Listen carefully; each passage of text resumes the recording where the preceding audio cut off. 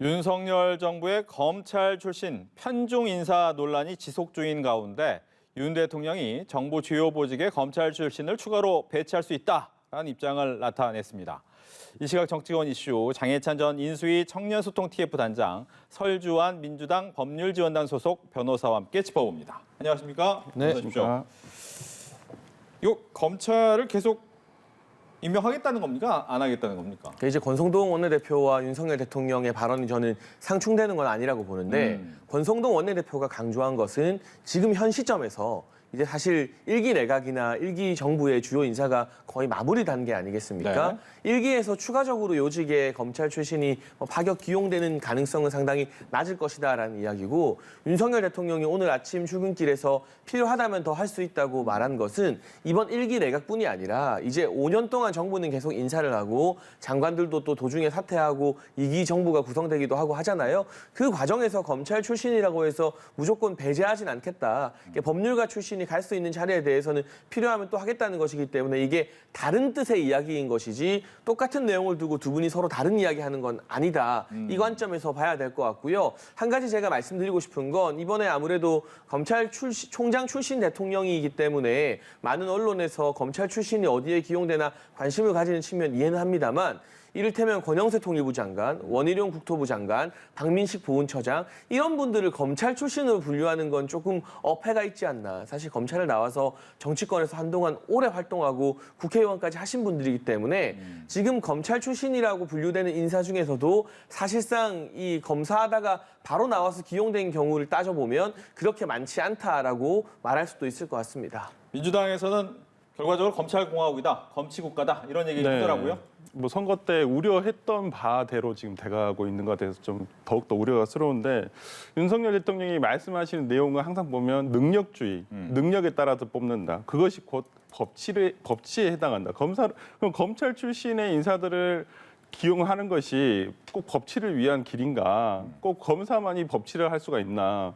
이제까지 저는 그거 동의할 수가 없는 부분이고, 검찰 내에서도 이제까지 검찰의 어떤 부당함이라든지 불법적인 일들도 많지 않았습니까? 그럴 만큼 검찰도 하나의 오류가 발생할 수 있는 조직임에도 불구하고 검찰 출신을 기용한다 해서 능력 있고 법치주의에 적합하다라고 말씀하시는 부분은 조금 어폐가 있다고 보고요.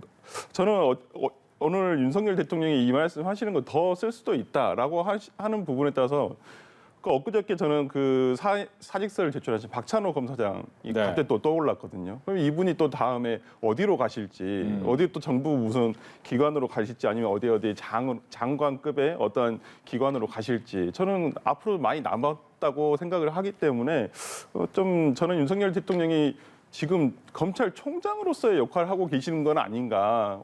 그렇게 조금 저는 검찰의 옷을 벗고 정말 정치인으로서의 대통령의 모습을 좀 보여주셨으면 좋겠다라고 생각합니다. 알겠습니다. 지금 들어온 속보 먼저 좀 전해드리면, 한동훈 법무부 장관 명예를 훼손한 혐의로 재판에 넘겨진 유시민 전 노무현재단 이사장이 1심에서 벌금형을 받았습니다. 서울 서부지법 형사 7단독 정철민 부장판사는 유 전 이사장이 라디오에 의한 명예훼손 혐의 사건 1심 선고공판에서 500만 원의 벌금형을 선고를 했고요. 검찰은 앞서서 유 전 이사장에게 징역 1년의 실형을 구형한 바 있습니다. 계속되는 대담이 또 있을 테지만 잠깐 여기서 좀 코멘트를 듣고 넘어가 보겠습니다. 어떻게 들으셨습니까? 500만 원 벌금. 사필 규정이라고 표현할 수밖에 없겠죠. 네. 일각에서는 이 처벌 수위를 놓고 이게 높다, 낮다 여러 가지 해석이 있겠지만 분명한 것은 법정에서 유죄가 인정이 되었다는 겁니다. 우리가 벌금 500만 원은 결코 명예훼손 사건에서 낮은 수위의 처벌로 받아들이지는 않는 것 같고요. 그렇다면 유시민 전 노무현 재단 이사장이 본인의 지위나 또는 방송 등에서의 영향력을 이용해서 무고한 한 개인을 완전히 이 압박하고 허위 사실로 모욕한 일 아니겠습니까? 그럼에도 불구하고 오늘 법정에 출석하는 자리에서도 기자들에게 질문을 받았는데, 한동훈 법무부 장관에게 사과할 게 아니라 한 장관이 자신에게 사과해야 한다는 도무지 상식적으로 이해하기 힘든 말씀을 하셨어요. 이런 반성하지 않는 모습, 법원이 이 명예훼손 사건에서는 그래도 나름 센 처벌을 내림으로써 경종을 울린 것 같고요. 항고를 할지 안 할지는 잘 모르겠습니다만, 우리가 가짜뉴스에 대해서 경각심을 가지자는 이야기를 여당도 많이 하고 야당도 많이 합니다. 그런데 우리 편의 가짜 뉴스에는 여야 할 것 없이 너무 관대했던 것이 아닌가. 우리 편이건 이제 상대 진영이건 상관없이 사실 확인이 안 된 가짜 뉴스로 정치적 공격을 하는 것은 지양하는 그러한 문화가 만들어지면 좋겠습니다. 네. 네, 뭐 어떤 부분에 있어서 판결문을 확인을 해봐야 되겠지만은 이제 어떤 부분을 명예훼손의 유죄 인정의 근거로 삼았는지를 한번 저희도 나중에 한번 다시 한번 살펴봐야 될 것 같고 일단은 아마 유시민 장관 전 작가가 항소 여부는 어떻게 할지는 모르겠습니다만은 당시에 이 사건 발언한 이후에 그리고 이 재판 들어가기 전에 본인이 조금 잘못 그 착각을 했었다. 네. 그래서 이제 그 부분에 대해서는 좀 한동훈 장관에게 일단은 당시 검사장에게 사과를 한다. 내가 그 부분은 좀 착오를 일으켰던 것 같다라고 얘기를 했음에도 불구하고 일단 명예훼손죄는 기본적으로 반에서 불벌죄라고 해서 어떤 피해자가 처벌의 의사를 거두면 이건 죄가 성립을 하지 않는 죄임에도 불구하고 한동훈 현 장관이 이 부분에 대해서 끝까지 처벌을 원했기 때문에 오늘의 판결이 이루어진 건데 그 점에 대해서는 조금 서로 이제 뭐 한동훈 장관도 정치이고 또 만약에 이 사건에서 항소심이 계속되는 와중에 한동훈 장관이 예를 들어서 반의사 불벌죄이기 때문에 자기가 처벌을 원치 않는다라고 하게 되면 공소기각이 될 수도 있는 부분이거든요. 네. 이 판결은. 그래서 또 차후에 어떤 항소심의 또 2심과 어떻게 3심까지 가게 될지는 모르겠지만 이 이후에 어떤 재판 과정도 한번 지켜볼 필요가 있겠다라고 생각합니다. 알겠습니다. 저희가 이제 검사 출신을 많이 기용하고 있다 이런 얘기를 하고 있었는데 좀 연장선으로 봐야 될까요? 이상민 행안부 장관이 경찰청장 후보군 6명을 1대1 면담을 했습니다. 아마 이제 검수 완박 법안을 생각한 포석이 아니냐라는 또 지적도 나오고 있는 것 같은데 이번에 민주당 먼저 얘기 듣겠습니다. 어떻게 보셨습니까? 면담을 했다. 일단 이례적이다. 이게 과거에도 이런 사례가 있었는지는 모르겠지만 이렇게 보도가 될 정도로 상당히 좀 이례적인 행보였다고 저는 판단이 되고요. 지금 이게 지금 뭐 중수청을 아마 염두에 둔 것이다라고 생각할 수도 있습니다만은 지금 일단 국회에서 먼저 해결이 돼야 되거든요. 사법개혁위원회가 정상적으로 운영이 돼서 거기서 이제 논의가 돼서 저희가 중수청을 만들겠다라고 가칭 중수청을 만들겠다고 지난번 형사소송법, 법장처벌법 개정안을 통과시키지 않았습니까? 그 부분에 있어서 그러나 경찰에 대한 통제력을 앞세우기 위해서 지금 뭐 한간에는 원래는 그 엊그저께 임명이 금감원장이 임명이 된 이복현 금감원장이 당초에는 중수청 예를 들어서 청장으로 갈 수도 있다 이런 얘기도 있었거든요. 어차피 민주당에서 이수진 의원이 제안한 법안에도 보면 법무부 장관 산하로 들어가게끔 돼 있어요. 중수청 자체가. 그래서 그런 보관이 있었는데 지금 이복현 금감원장이 이미 금감원장으로 가버렸기 때문에 이 이후에 중수청이 언제 설치가 될지는 조금 요원합니다만은 좀 국회에서 빨리 이 부분이 입법적으로 통과가 돼서 중수청도 어찌되었든 간에 일단 하기로 한 것이기 때문에 이 부분에 좀 빠른 시일이 됐으면 좋겠고 일단은 지금 경찰에서도 지금 경찰위원회라고 하는 외부 위원회를 통해서 어떤 지금 행안부 장관이 이렇게 면접을 본다는 거에 대해 상당히 불만을 표시했다고도 볼 수가 있을 것 같거든요. 그렇기 때문에 어찌되었든 간에 수사권을 가진 조직에 대해서 어떤 권력의 통제는 있어야 되지만은 수사의 독립성은 정치의 외압이 흔들리지 않게끔 이걸 보장을 해줘야 되거든요. 그것은 검찰뿐만 아니라 경찰도 마찬가지라고 봅니다. 네. 근데 이를테면 이 면접을 통해서 누군가 선택이 되고 일부는 승진을 하고 일부는 누락된 게 아니에요. 예를 들어서 경찰청장이나 치안정감 승진 대상자가 한 2-3명 정도 있는데 그 2-3명을 이상민 장관이 다 봐서 그중에서 뭐 면접을 이를테면 치르고 마음에 드는 사람 승진시켰으면 이건 문제가 될 소지가 있어요. 그런데 그런 식으로 만남을 가진 것이 아니라 이미 경찰 내부에서 또 행안부 내부에서 여러 가지 데이터 등을 기반으로 하여서 승진이 확정된 분들과 일종의 이제 인사치레를 한 것이거든요. 지금 행안부 장관이 어쨌거나 경찰청을 관할하게 되어 있는데 이번에 승진 대상이신 분을 이상민 장관이 전혀 모르는 사람이었다고 합니다. 그러니까 아는 사람이 아니라 모르는 사람이었기 때문에 앞으로 계속 함께 일할 사이이니 얼굴 보고 인사하자는 것 정도를 너무 과도하게 정치적으로 해석하는 것 같아요. 만약 이 만남이 제가 전제한 것처럼 누군가를 평가하고 누가 더 예를 들면 나와 코드가 맞는 사람인지 시험하는 그런 자리였다면 저도 비판했을 겁니다. 하지만 이미 다 정해진 다음에 그리고 이렇게 모르는 사이라서 얼굴 보자고 만났다는 것의 전제는 이상민 장관 아는 사람 개인적인 인연으로 승진시켜준 게 아니라는 뜻 아니겠습니까? 그런 차원에서 오해 소지는 있을지 몰라도 이 자체가 특별한 어떤 정치적 공정성 논란을 낳을 만한 주제는 아닌 것 같습니다. 즉 검수완박을 위한 포석도 아니었다.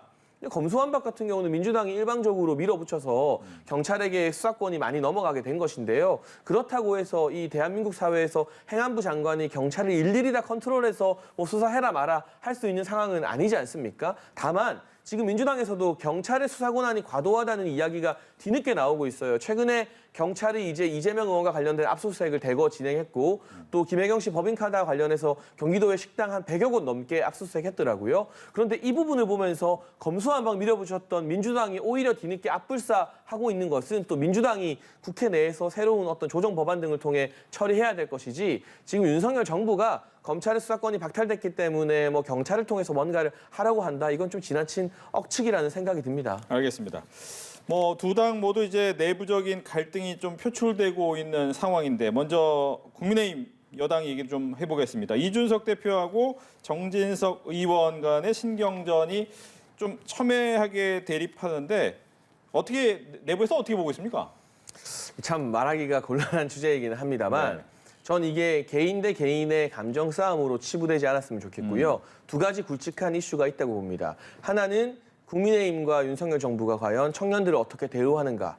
그 상징이 바로 이준석 대표에 대한 처우 문제인 것이거든요. 지난 대선 과정에서 내내 청년이 주역이다, 청년이 이번 대선을 다 했다라는 말 언론을 통해서 수없이 회자가 되었습니다. 하지만 대선 끝나고 지방선거 끝난 이 시점에 과연 국민의힘이 2030들에게 열정페이만 지급하고 있는 것은 아닌가. 그에 합당한 대우, 이 당의 주인으로서 2030 신규 당원들이나 당직자들을 맞이할 자세가 되어 있는가. 이 부분에서 이준석 대표와 개인적으로 친하건 친하지 않건 상관없이 또 심지어 저는 대선 때 이준석 대표와 갈등을 공개적으로 빚기도 했었습니다만 이 국민의힘 정당 안에 새로 들어온 젊은 당원들과 2030 당직자들 또 젊은 정치인들이 이건 좀 아니지 않는가. 이게 연공서열로 정치할 거면 우리가 이렇게 정치하고 열심히 청년들에게 힘내라고 그동안 대선 때 지선 때 독려했던 것은 무엇인가 의문을 표하는 것이거든요. 그게 최전선에서 붙은 것 같아서 다시 한번 말씀드리지만 나이나 경력이 아니라 그 사람이 이룬 성과를 보고 평가받는 그런 문화가 정치권에 정착이 돼야 돼요. 이건 민주당도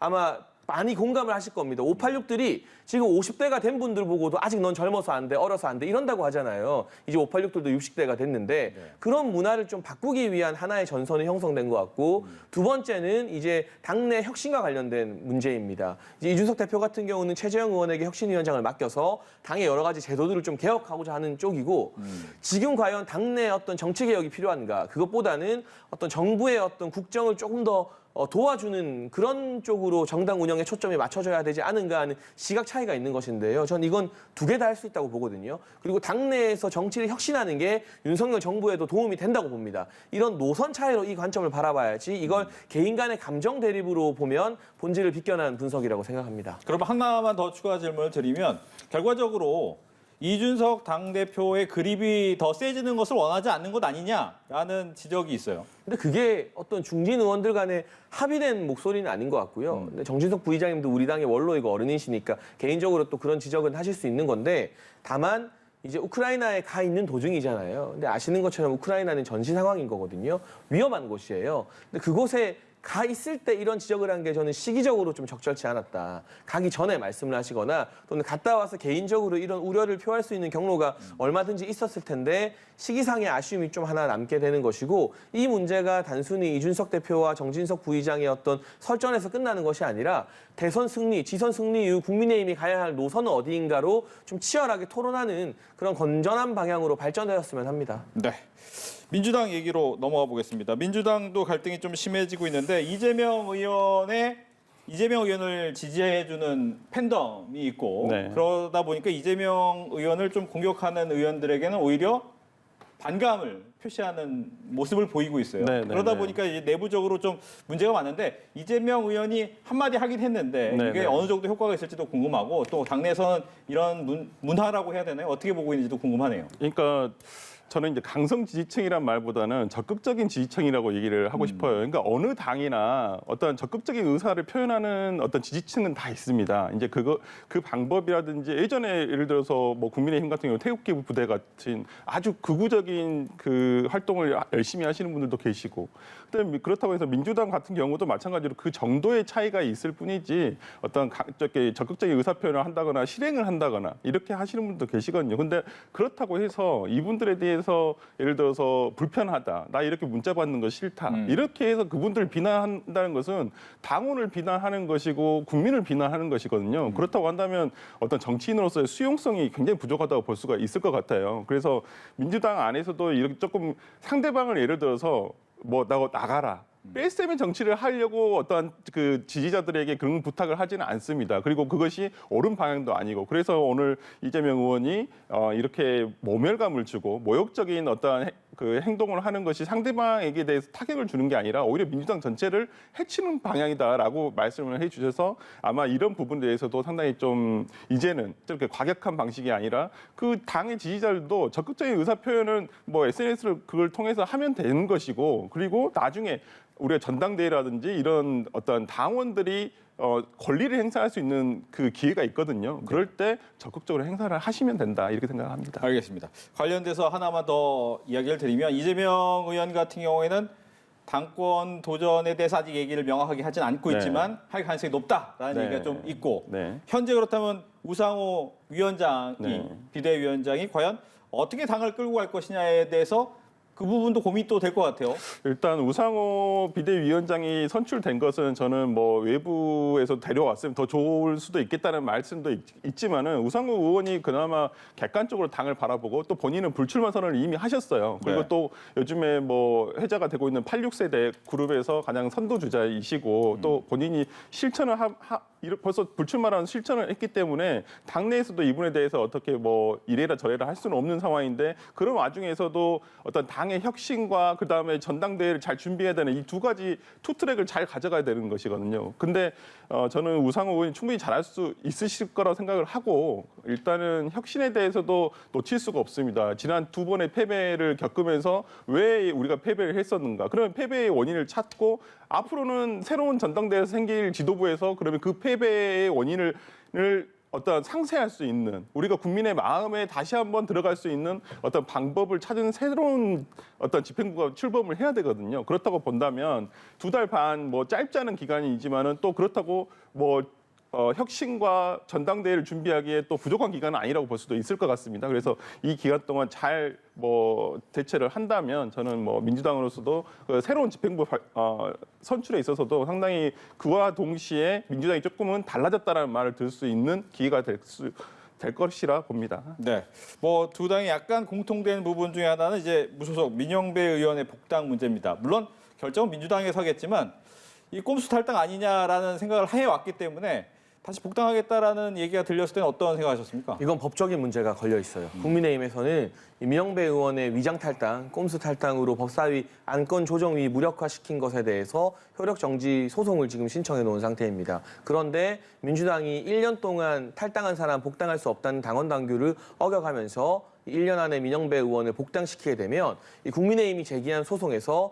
국민의힘 측이 승소할 가능성이 높아지게 되고 이 소송에서 안건 조정위 무력화가 이 효력 정지가 되게 되면요, 안건 조정위를 패싱하고 법사위를 통과해서 본회의에 올라갔던 검수완박 법안 자체가 무효가 되는 거예요. 그래서 민주당 내부에서도 쉽사리 민영배 의원을 받기는 힘들 것이라고 보여지는데, 이미 조응천 의원이나 소위 민주당 내 소장파에서는 이 당원 당규대로 해야 된다, 최소 1년의 시간을 가져야 된다는 목소리를 내고 있습니다만, 한 가지 변수가 이제 이재명 의원의 당권 도전입니다. 민영배 의원 같은 경우는 문재인 정부 청와대 비서관 출신이지만 전당대회 국면에서 이 광주 지역구 의원 중에 최초로 이재명 의원 지지 의사를 공개적으로 나타냈던 친이재명계의 핵심 의원이거든요. 그러면 당권에 도전하는 이재명 의원 입장에서는 자기 편 의원이 한 명이라도 더 민주당 안에 있어야 전당대회에서 이기는 게 유리해지기 때문에 지금 이번에 새로 구성된 비대위 같은 경우도 이재명 의원에게 딱히 반대하는 분들은 많이 없는 것 같아요. 그런 차원에서 보면 전당대회를 염두에 두고 복당을 허용할 가능성도 없지 않은데요. 민영배 의원을 복당시키는 것, 저는 빠르면 빠를수록 민주당에게 더 큰 독이 된다. 그래서 민주당이 사실 내년 총선까지 계속해서 이분을 복당 안 시키고 무소속으로 두는 게 국민께 도리를 지키는 일이라고 생각합니다. 민주당도 고시면 좀 될 것 같아요. 네, 저는 민영배 의원이 조금 성급했다라고 생각합니다. 이 부분은 저도 이렇게 일단 당원 당규에 정해진 대로 1년 이후에 복당 신청을 하셨어도 되고 또 뭐 당내 뭐 이재명 의원 쪽에서 필요하다고는 하지만 꼭 당내에 어떤 적을 가지고 있어야 되는 부분은 아니거든요. 의정 활동도 마찬가지고 그래서 저 같은 경우는 아마 총선을 앞두고 이제 민주당에서도 아마 빠른 시일 내에 복당을 시켜버리면 아까 장혜찬 평론가의 말씀대로 그 지난 형사소송법, 검찰청법 개정안에 대한 어떤 정당성이 훼손될 염려가 있거든요. 절차적 위법성 때문에 그 부분에 대해서 좀 고려를 해야 될 것으로 보입니다. 이렇게 해서 정치권 이슈 두 분과 함께 이야기를 나눠봤습니다. 오늘 이야기 잘 들었습니다.